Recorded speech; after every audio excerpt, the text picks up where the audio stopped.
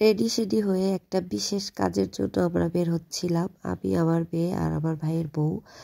তো বিশেষ কাজটা কি এই ভিডিওতে আপনাদের সাথে শেয়ার করব না, সামনে ভিডিওতে শেয়ার করব। তো আসসালামু আলাইকুম গাইস, আপনারা সবাই কেমন আছেন? আশা করি সবাই ভালো আছেন।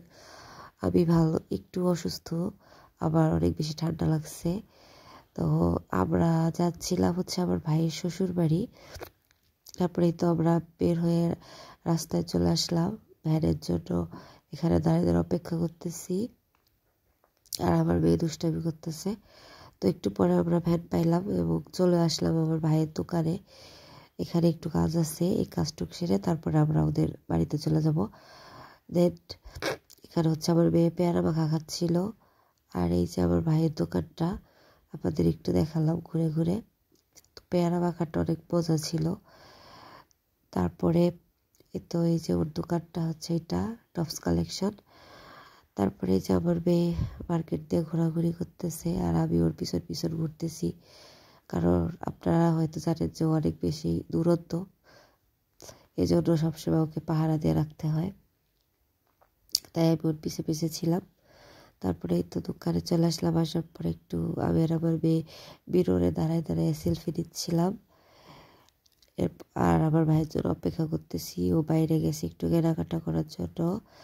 তারপরে ওই যে চলে আসছে, বৃষ্টি নিয়ে আসছে। এখন আমরা বের হয়ে যাব এখান থেকে, মার্কেট থেকে বের হয়েই আমরা ভ্যান নিয়ে চলে যাব আমার ভাই শ্বশুর বাড়ি। ও তারপরে যাই হোক, আপনারা একটু আমার ভয়েসটা ইগনোর করেন, কারণ আমার ঠান্ডার কারণে আমার ভয়েস ওভার দিতে একটু কষ্ট হচ্ছে। তারপরে যে আমরা 2টা-2:30টার দিকে পৌঁছাই গেছিলাম দুপুর। তারপরে খাওয়া দাওয়া করলাম। তারপরে এখানে হচ্ছে আমার মেয়ে খেলতেছিল। দেন বিকালবেলা একটু আমরা হাঁটাহাঁটি করার জন্য বের হইলাম, ওদের বাড়ির পিছনে রাস্তা। আর দেখেন কি সুন্দর একটা পুকুর ওদের বাড়ির পিছনে, যদিও পানিটা শুকাই গেছে। তারপরে তো রাস্তা দিয়ে আমরা হাঁটতেছিলাম, আর সামনে ওদের স্কুল আছে।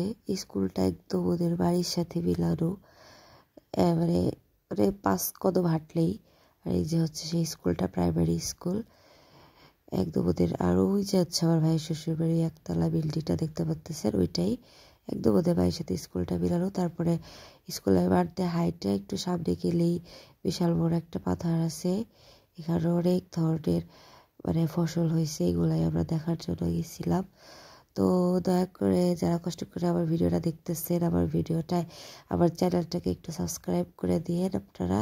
ভালো থেকে, আল্লাহ হাফেজ।